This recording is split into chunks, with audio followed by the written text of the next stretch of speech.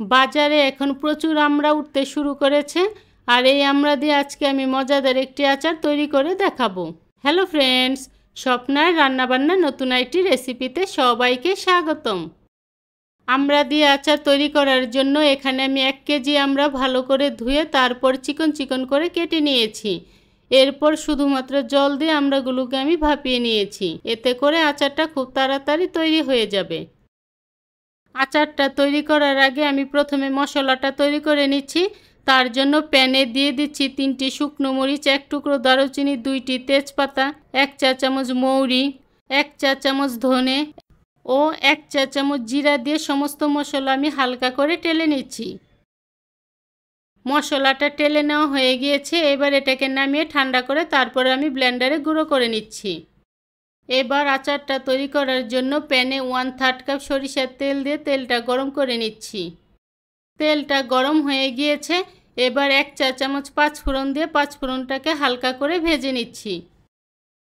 প্রায় 30 সেকেন্ডের মতো ভেজে নেওয়ার পর এবার এর সাথে আধা কাপ রসুন দিয়ে রসুনটাকে ভেজে নিচ্ছি। রসুনটাকে ভেজে নেওয়ার পর এবার এর মধ্যে দিয়ে দিচ্ছি 1 টেবিল চামচ সরিষা বাটা। এটাকে আমি কাঁচামরিচ দিয়ে বেটে রেখেছিলাম, এবার এটা এর মধ্যে দিয়ে দিচ্ছি। তারপর দিয়ে দিচ্ছি 1 চা চামচ লাল মরিচের গুঁড়ো, 1 চা চামচ হলুদের গুঁড়ো ও স্বাদ মতো লবণ দিয়ে মশলাটাকে ভালো করে কষিয়ে নিচ্ছি। মশলা থেকে কাঁচা গন্ধটা চলে যাওয়ার পর এবার এর মধ্যে আমি পরিমাণ মতো গুড় দিয়ে দিচ্ছি। আর আজকের আচারটা আমি গুড় দিয়ে তৈরি করব। যদি গুড় দিয়ে তৈরি করতে না চান তাহলে নিজেদের স্বাদ মতো চিনি দিয়ে আচারটাকে তৈরি করতে পারবেন। এখন এই গুড়টাকে আমি গলে যাওয়া পর্যন্ত জাল করে নিব।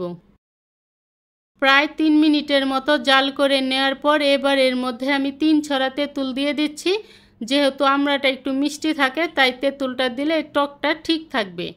তেঁতুলটা দেওয়ার পর এবার যে আমি ভাজা মশলাটা তৈরি করে রেখেছিলাম তার থেকে 1 চা চামচ দিয়ে এটার সাথে ভালো করে মিশিয়ে নিচ্ছি। সব কিছু দিয়ে ভালো করে কষিয়ে নেওয়ার পর এবার আমি সিদ্ধ করে রাখা আমড়াটা এই গুড়ের সাথে ভালো করে মিশিয়ে নিচ্ছি। এখন এটাকে আমি ততক্ষণ পর্যন্ত জাল করব যতক্ষণ না পর্যন্ত এটা আঠালো হয়ে আসে।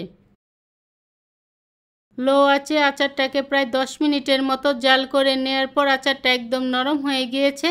এবার আচারটা যাতে অনেক দিন পর্যন্ত ভালো থাকে তার জন্য 3 টেবিল চামচ ভিনেগার আর আচারটাকে আরেকটু টেস্টি করার জন্য এখানে আমি 1 চা চামচ বিট লবণ ভালো করে মিশিয়ে নিচ্ছি।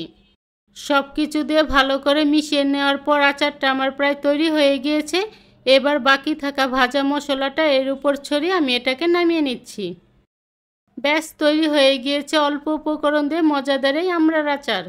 আজকের এই আমড়ার আচারের সহজ রেসিপিটি যদি ভালো লেগে থাকে তাহলে আমার চ্যানেলটিকে সাবস্ক্রাইব করে পাশে থাকা বেল আইকনে প্রেস করতে ভুলবেন না। এতে করে আমি যে নতুন নতুন রেসিপি আপলোড করব সবার আগে নোটিফিকেশন আপনি পেয়ে যাবেন। আজকের মতো এখানেই বিদায় নিচ্ছি। দেখা হচ্ছে পরবর্তী নতুন কোনো রেসিপিতে।